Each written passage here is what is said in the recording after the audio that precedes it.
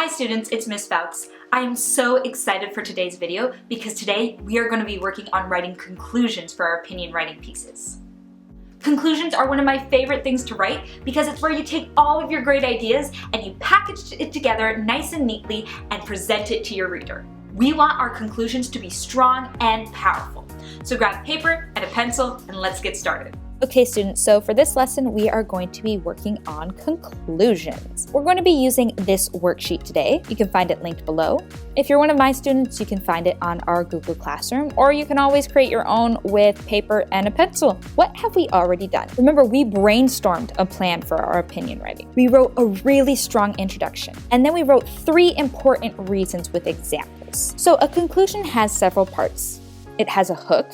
You might remember that from our introduction video. It has a space where you're reminding your reader, and it has a section called Next Steps. Let's start with that hook. So what is it? It's the first 1 to 2 sentences of your conclusion, and it reminds your reader that they should agree with you. I found this image on Google and it's titled Great Wrap-Ups. And I thought these were really good sentence starters for you guys for your hook. So here are some examples. As you can clearly see, I hope next time you'll stop to remember. One thing I know for certain is, I hope you'll agree with me that we'd all be better off if my life will never be the same because the main thing is to wrap it all up. And all in all, the one I chose to use was, I hope you'll agree with me that students need more recess time. So I chose one of those sentence starters and then I put in my opinion. I really want to remind my reader of what I want them to do now that they've finished reading. Now, it's a section where you remind your reader what you've taught them. So what is it? Basically, it's a summary of everything you've written about. It makes your opinion really, really clear. Here are some sentence starters. Remember that. My reasons were, don't forget, it is important to remember that.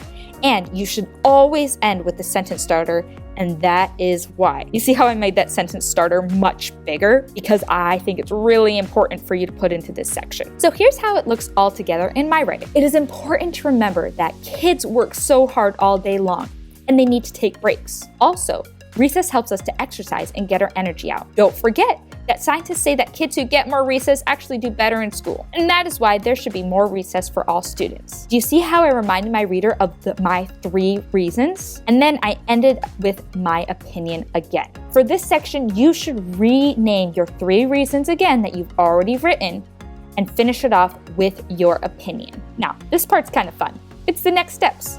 This is really important. It's what your reader should do now that they've finished reading your writing. And you want to address your reader directly. Here are some ideas for doing this. You might tell your reader that you want them to read more about this topic. You might tell them that you want them to feel the same thing as you, or that you want them to tell other people about your opinion. You might want them to change their current action. Remember, I'm writing my opinion writing piece to my principal, so this is what I want her to do next. Thank you for reading my writing. Now please look at that current school day schedule and find a way to change it so that we have more recess time. You would be helping so many kids. Now you're all done. Great job. You have finished all the parts for your opinion writing, but stay tuned for the final step, which is going to be in the next video, which is editing and revising.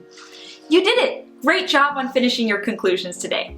Remember to share your writing with somebody else, and as always, you are in charge of your own learning, and I can't wait to see how you continue to grow. Bye!